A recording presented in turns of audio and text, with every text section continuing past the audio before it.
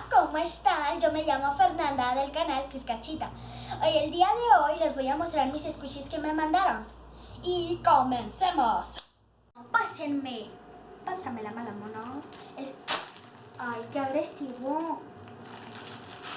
Bueno, empecemos con el primero. Con el primer squishy. Miren que me tocó un pastelito. Qué mono. Miren. Hay que oler su aroma. Huele a fresas con chocolate. Segundo squishy. Miren, me tocó un pandita. Vamos a ver qué aroma tiene.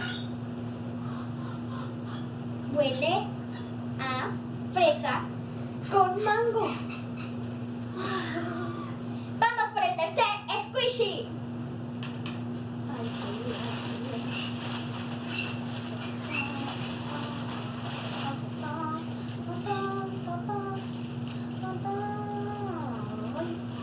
Miren,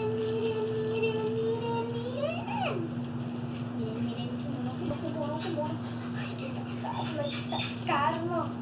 Miren, un panecito en forma de... ¡Qué felicidad! Pues vamos a ver qué aroma tiene. Huele a cupcake y con fresa. Vamos con el cuarto. Cuarto.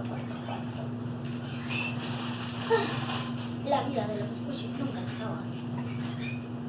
¡Ay, qué bonito! Es un panecito de pan Bimbo que tiene rosita.